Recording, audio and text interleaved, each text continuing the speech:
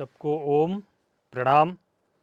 आज के इस भगवत गीता सत्र में मैं आप सबका स्वागत करता हूं। प्रत्येक सत्र की तरह सब सीधे बैठेंगे और 3 बार परमात्मा के पवित्र नाम ओम का उच्चारण करेंगे। ओम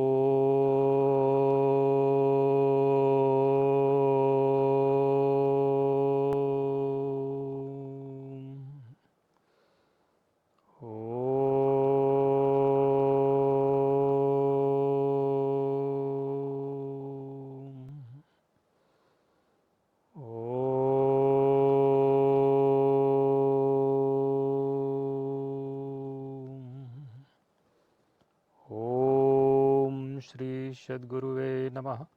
ओम श्री परमात्मने नमः। इस समय भगवत गीता से एक महत्वपूर्ण विषय उन लोगों के लिए जो सनातन धर्म को समझना चाहते हैं, सनातन धर्म का प्रचार प्रसार करना चाहते हैं, जो भगवत गीता के वास्तविक अर्थ को समझना चाहते हैं, भगवत गीता का प्रचार प्रसार करना चाहते हैं, ऐसे सभी व्यक्तियों के लिए और मुख्यतः सनातनम संस्था के जो कार्यकर्ता हैं उनके लिए यह एक विशिष्ट संक्षिप्त पाठ्यक्रम जो बनाया गया है भगवत गीता से, जिससे कि अब जब आप समाज में धर्म के प्रचार प्रसार के लिए, भगवत गीता के प्रचार प्रसार के लिए जाएं, तो समाज के लोग जो आपसे प्रश्न करेंगे उनका आप यथावत स्पष्ट यथार्थ उत्तर दे सकें। इस पाठ्यक्रम का आज यह तीसरा एपिसोड है, तीसरा भाग है। पिछले सत्र में आपने देखा कि एक प्रश्न मन में उठता है, सबके मन में रहता है कि हम परमात्मा के किस नाम का जप करें, किस नाम का उच्चारण करें। ध्यान करते समय, परमात्मा की आराधना करते समय हम भगवान के किस नाम का उच्चारण करें। तो यह स्वयं भगवान श्री कृष्ण ने, स्वयं परमात्मा ने भगवत गीता में स्पष्ट किया। पिछले सत्र में हमने आपको इससे संबंधित एक श्लोक बताया था। अब उसके आगे के श्लोक देखें। भगवत गीता के अध्याय 7 का श्लोक नंबर 8, श्लोक नंबर 7 ऑफ चैप्टर, श्लोक नंबर 8 ऑफ चैप्टर 7, अध्याय 7 का श्लोक नंबर 8। इसमें परमात्मा श्री कृष्ण ने पुनः उसी बात को दोहराया। हमने कहा भगवत गीता में जो बहुत ही महत्वपूर्ण विषय हैं, भगवान श्री कृष्ण ने उसको कई स्थानों पर दोहराया है, जिससे कि आपको वह पूरी तरह से विषय समझ में आ जाए, स्पष्ट हो जाए। अब अध्याय 7 के श्लोक नंबर 8 में आप देखें, भगवान श्री कृष्ण कहते हैं, रसो अहम अप्सु कौन्तेय प्रभास्मि शशि सूर्ययो। और इस पर विशेष ध्यान दें, प्रणवः सर्व वेदेषु शब्दः खे पौरुषम नृषु। भगवान कहते हैं जल में मैं, रसो अहम अप्सु, जल में मैं रस हूं, प्रभास्मि शशि सूर्ययोः, सूर्य और चंद्रमा में मैं उनका तेज हूं, प्रकाश हूं। और यह मुख्यतः आपके लिए है, प्रणवः सर्व वेदेषु, सभी वेदों में मैं प्रणव अर्थात ओंकार हूं। तो भगवान ने यहां पुनः आपको बता दिया कि परमात्मा के किस नाम का जप करना है, ओंकार का, ओम का जप करना है। प्रणवः सर्व वेदेषु शब्दः खे, आकाश में मैं शब्द हूं, पौरुषम नृषु, और पुरुषों में मैं उनका पौरुष हूं, पुरुष तत्व हूं, जिसके द्वारा कोई भी मनुष्य परमात्मा पथ पर अग्रसर होता है, वह पौरुष मैं हूं। अब इसको और स्पष्ट देखें आप, तो भगवान कहते हैं कौन्तेय जल में मैं रस हूं, चंद्रमा और सूर्य में प्रकाश हूं, संपूर्ण वेदों में ओंकार हूं।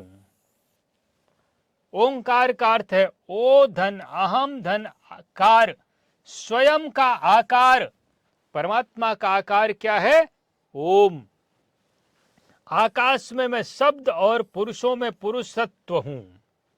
तो यहां अध्याय 7 के श्लोक नंबर 8 में भगवान ने फिर से स्पष्ट किया कि आपको परमात्मा के किस नाम का जप करना है? ओम का। अब यह देखें कि भगवान ने फिर से कहा, आपको स्वयं का परिचय दिया और बताया कि मेरा स्वरूप जो है वह ओंकार है। आपको ओम का जप करना चाहिए, परमात्मा के नाम ओम का जप करना चाहिए। अध्याय 9 का श्लोक नंबर 17 हमने कहा जो महत्वपूर्ण विषय है दोहराया है।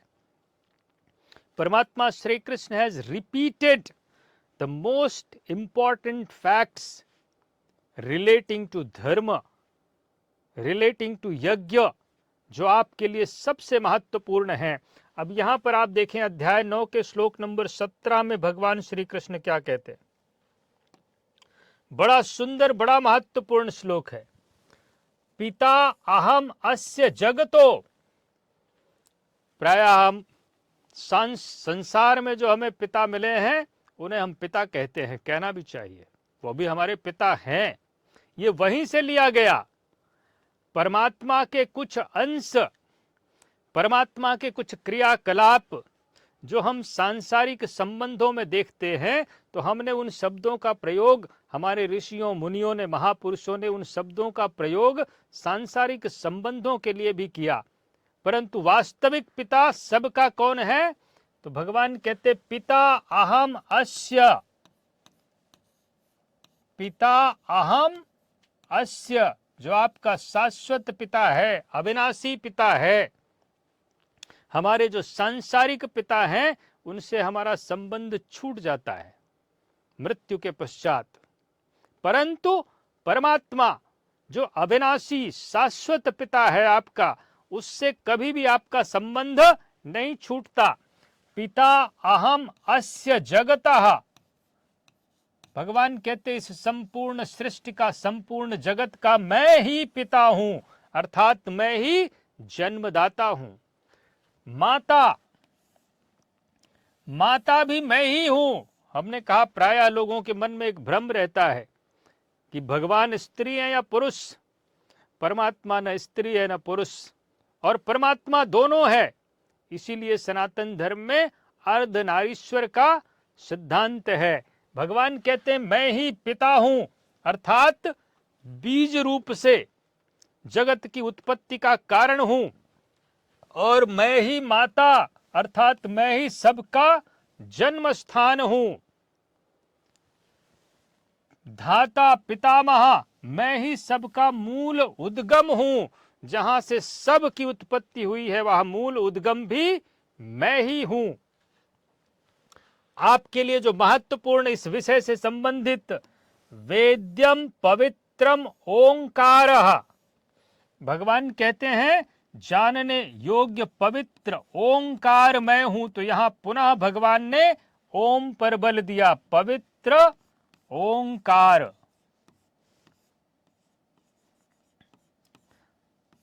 इस श्लोक में पुनः भगवान ने ओंकार पर बल दिया। ऋक साम यजु रेव च, ऋक अर्थात प्रार्थना, साम इसी से ऋग्वेद बना है, साम अर्थात समत्व दिलाने वाली प्रक्रिया, इसी से सामवेद बना है। यजु अर्थात परमात्मा के यजन यज्ञ की विधि विशेष, इसी से यजुर्वेद बना है।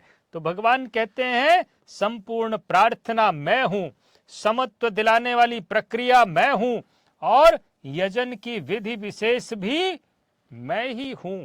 इन सब का आशय क्या है? परमात्मा की प्रेरणा के बगैर, परमात्मा के प्रति समर्पण के बगैर यह कुछ भी संभव नहीं होता है। तो भगवान कहते हैं वेद्यम पवित्र ओंकार। इसको और स्पष्ट देखें,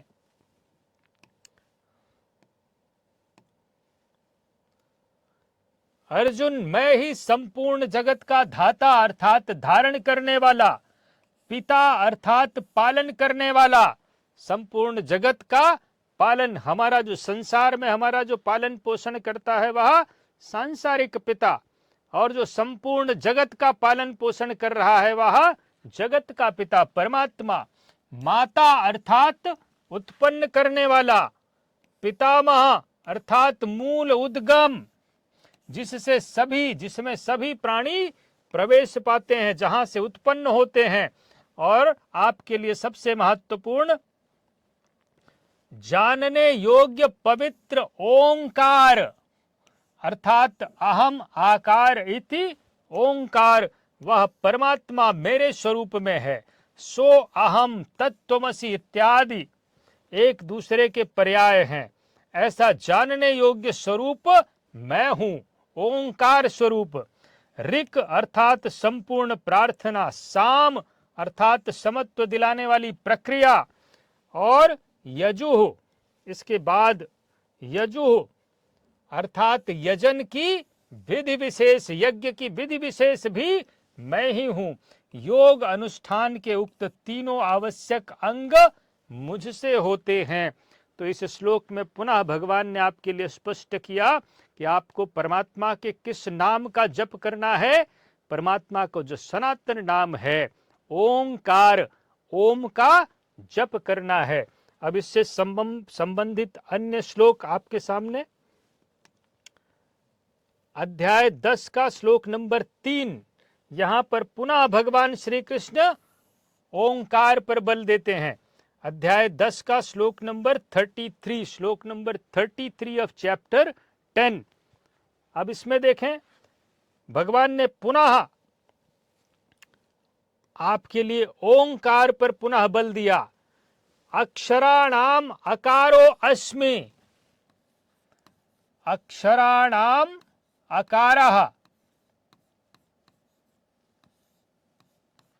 हमने कहा कि भगवत गीता में भगवान श्री कृष्ण ने कहीं नहीं कहा कि आप कृष्ण कृष्ण जपना।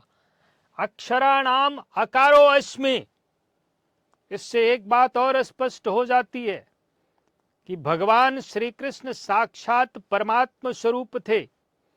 अपना वही पुराना स्वरूप बताया, ओंकार स्वरूप।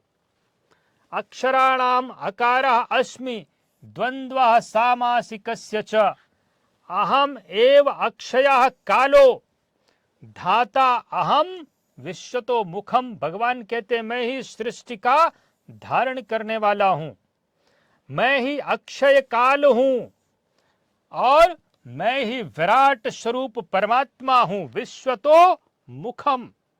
अब इसको और स्पष्ट देखें, इसलिए मैं भगवत गीता में आपको परमात्मा श्री कृष्ण ने जिस नाम का जप करने के लिए निर्देश दिया, उसे स्थान स्थान पर भगवान ने दोहराया है। भगवान कहते अक्षरों में मैं अकार ओंकार, तथा समासों में द्वंद्व नामक समास, साधना की उन्नत अवस्था में मन सिमटते सिमटते केवल साधक और इष्ट अर्थात परमात्मा आमने सामने रह जाते हैं। आज हमारे और परमात्मा के बीच में कौन है? माया।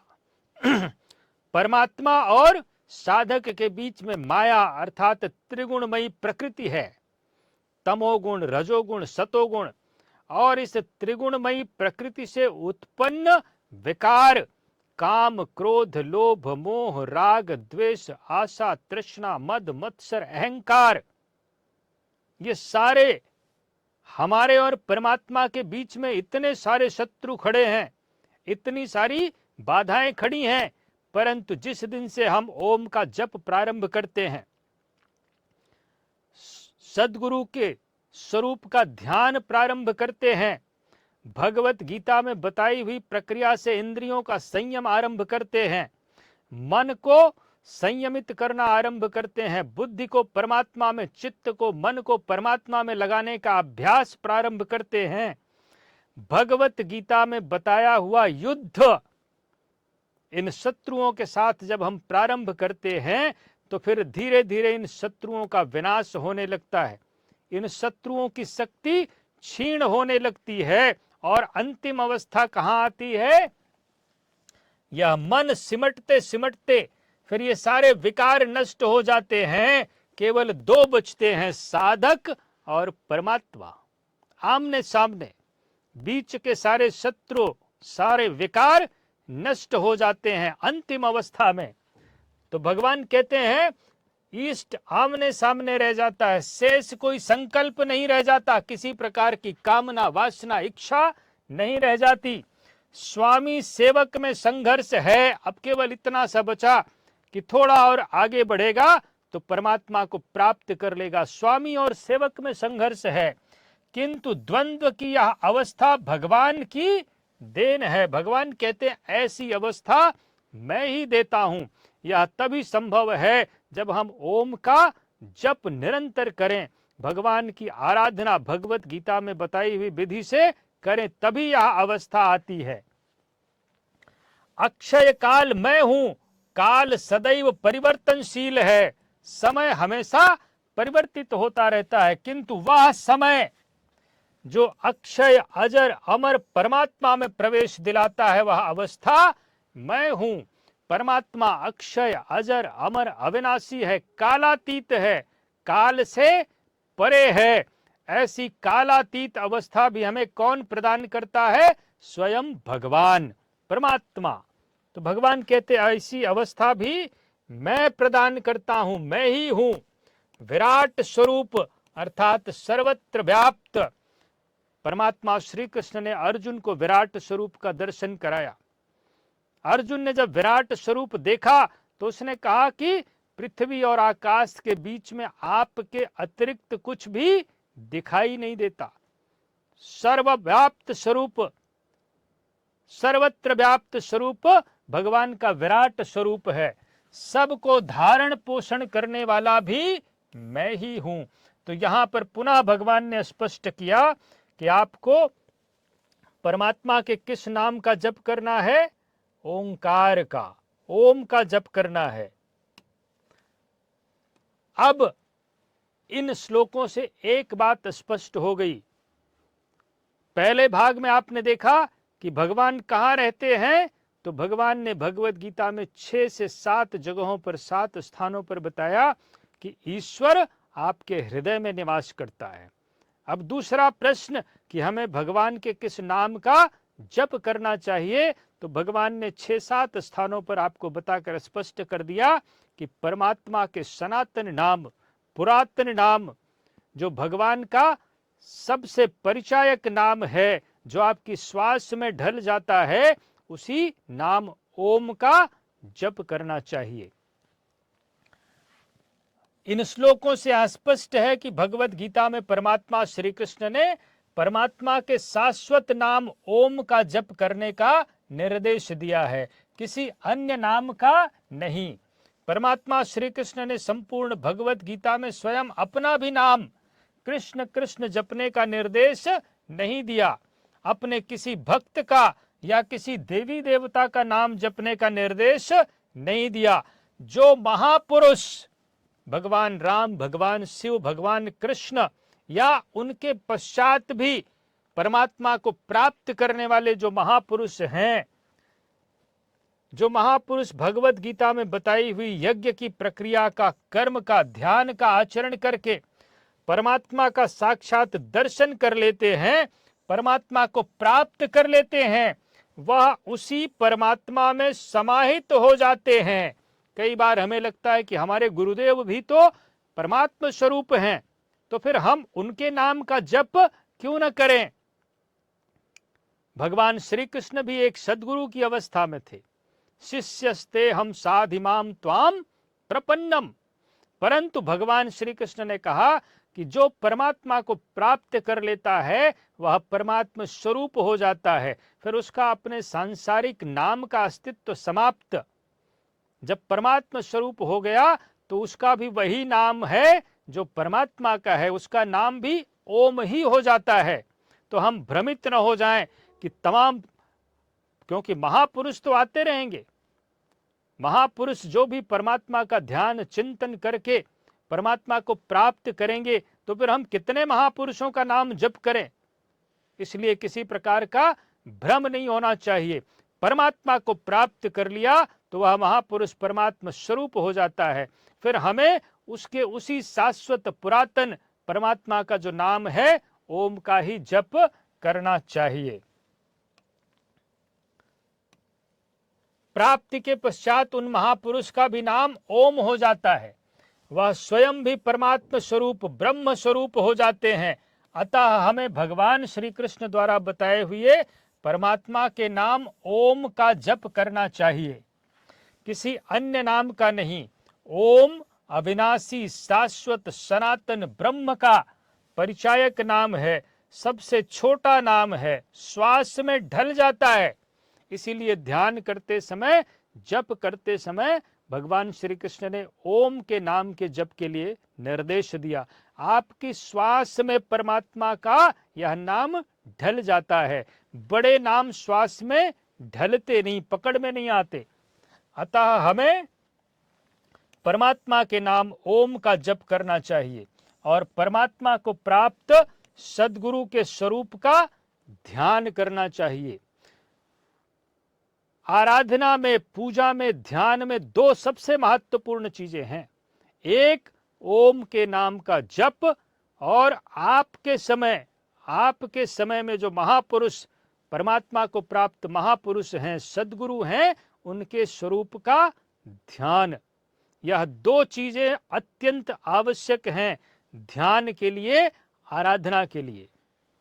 अब आपके सामने अक्सर प्रायः लोग आपसे पूछेंगे, हमने कहा जब आप धर्म पर बात करेंगे, और दो तरह के लोग, एक तो आपसे ईर्ष्यावश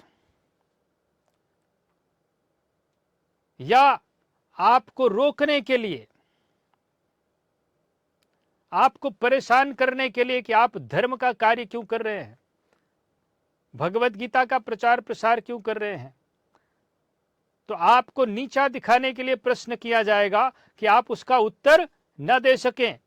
परंतु दूसरी तरफ ऐसे लोग भी आपको मिलेंगे जो धर्म को समझना चाहते हैं, भगवत गीता को समझना चाहते हैं। वे श्रद्धा पूर्वक आपसे प्रश्न करेंगे, इस आशा के साथ करेंगे कि आप भगवत गीता पढ़ते हैं, आप धर्म को जानते हैं। तो दोनों के उत्तर आपको देने हैं। अब अगला प्रश्न क्या है कि क्या वर्तमान समय में भी परमात्मा है?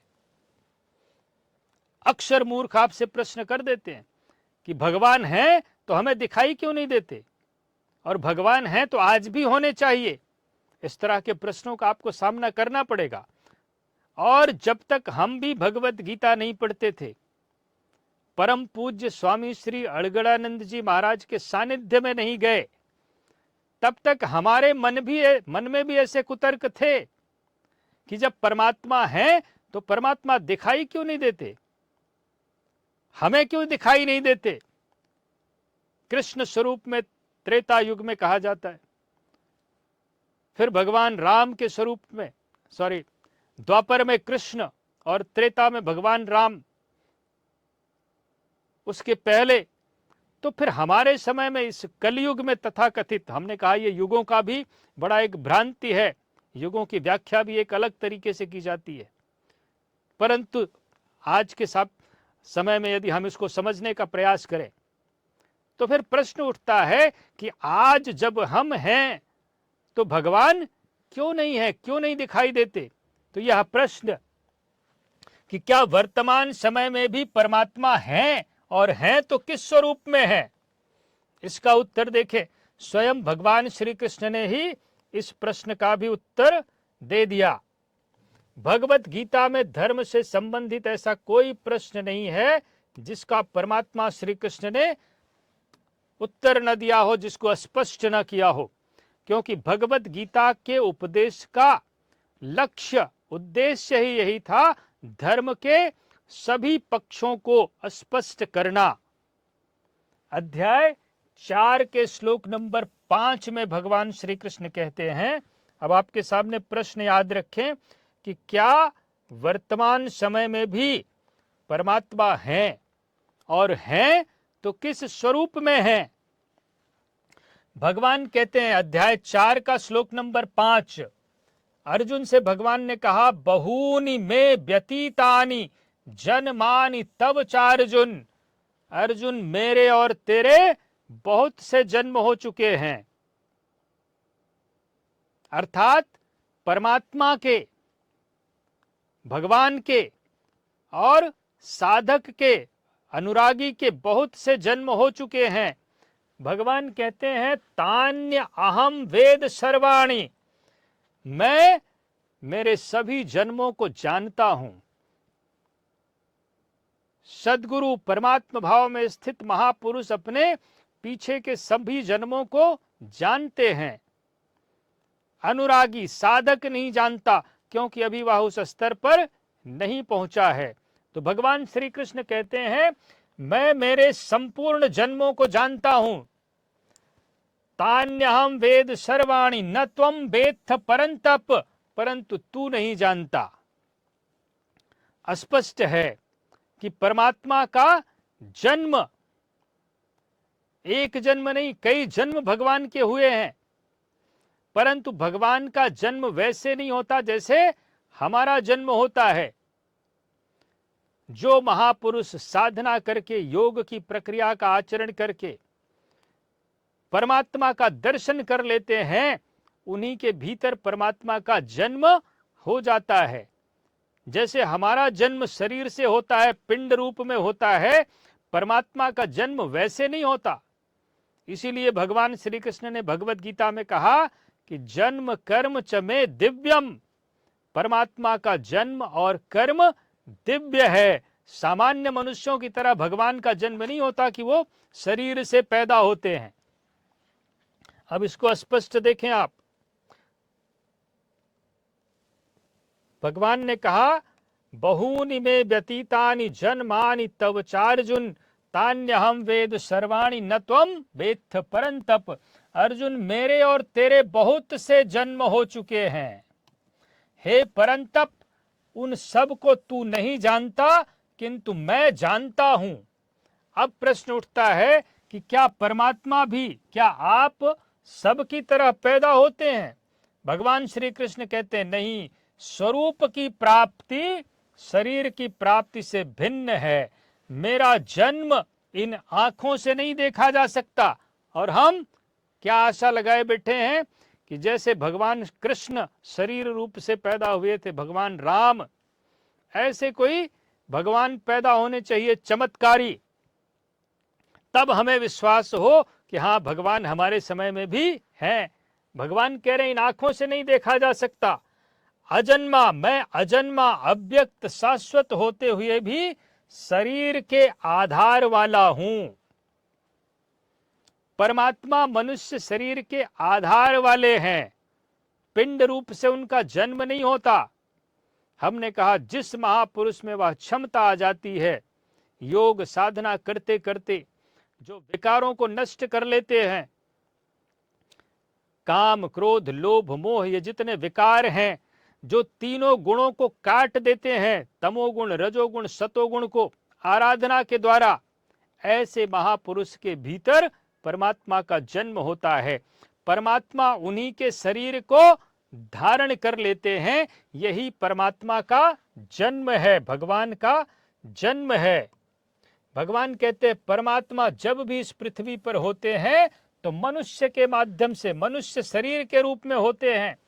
परमात्मा को प्राप्त महापुरुष तत्वदर्शी सद्गुरु में अव्यक्त परमात्मा व्यक्त होता है। इसको ध्यान से देखें। परमात्मा को प्राप्त महापुरुष के शरीर में अव्यक्त परमात्मा व्यक्त हो जाता है। यही परमात्मा का जन्म है। भगवान कहते हैं, ऐसे महापुरुष सदैव रहते हैं। तो आज भी परमात्मा हैं, आज भी भगवान हैं। किस स्वरूप में? ऐसे महापुरुष जो साक्षात परमात्मा का दर्शन कर चुके हैं, वही परमात्मा हैं। इसी बात को गोस्वामी तुलसीदास जी ने भी कहा, जानत तुम ही हो जाई। जो परमात्मा का दर्शन कर लेता है उसी परमात्मा स्वरूप में स्थित हो जाता है। और ऐसे परमात्मा का साक्षात्कार करने वाले महापुरुष हर समय हर काल में होते हैं, आज भी हैं। परंतु सब में ऐसे महापुरुष को पहचानने की क्षमता नहीं होती। एक तो हम भगवत गीता नहीं पढ़ते। भगवत गीता में परमात्मा भाव में स्थित महापुरुषों को पहचानने की विधि बताई गई है। भगवत गीता में परमात्मा को प्राप्त महापुरुष कैसे होते हैं, उनके लक्षण बताए गए हैं। अब यदि यह दोनों चीजें हमें पता हो तो हम परमात्मा भाव में स्थित महापुरुष को पहचान सकते हैं, और यह हमें स्पष्ट हो जाएगा कि आज के समय में यह परमात्मा है, परमात्मा स्वरूप में स्थित महापुरुष हैं। सामान्य व्यक्ति इन्हें पहचान नहीं पाते। जब आप श्रद्धा पूर्वक परमात्मा के नाम ओम का जप करने लगते हैं, श्रद्धा पूर्वक परमात्मा के नाम ओम का जप करने लगते हैं, परमात्मा ही ऐसे सद्गुरु तत्वदर्शी महापुरुष जो आपके समय में हैं, परमात्मा भाव में स्थित हैं, ऐसे महापुरुष से आपका परिचय करा देते हैं। भगवान ही भगवान का परिचय करा देते हैं। भगवत गीता में ऐसे सद्गुरु के स्वरूप का ध्यान और परमात्मा के नाम ओम के जप का विधान है। तो परमात्मा भाव में स्थित महापुरुष हमारे समय में भी हैं। जिस दिन हम संपूर्ण श्रद्धा के साथ एक परमात्मा में श्रद्धा को स्थिर करके ओम का जप करने लगते हैं, जप जैसे जैसे दृढ़ होने लगता है, तो भगवान ही ऐसे परमात्मा भाव में स्थित महापुरुष को हमारे समक्ष खड़ा कर देते हैं, हमारा उनसे परिचय करा देते हैं, और हमें फिर किसी तरह का संदेह नहीं रहता। ऐसे महापुरुष को देखते ही ऐसा साधक पहचान जाता है कि यह परमात्मा भाव में स्थित महापुरुष हैं, साक्षात परमात्मा ही हैं। अब इससे संबंधित कि वर्तमान समय में क्या भगवान हैं, परमात्मा हैं, इससे संबंधित जो अन्य श्लोक हैं वह हम आपको अगले सत्र में बताएंगे। सब सीधे बैठेंगे और 3 बार पुनः परमात्मा के पवित्र नाम ओम का उच्चारण करेंगे।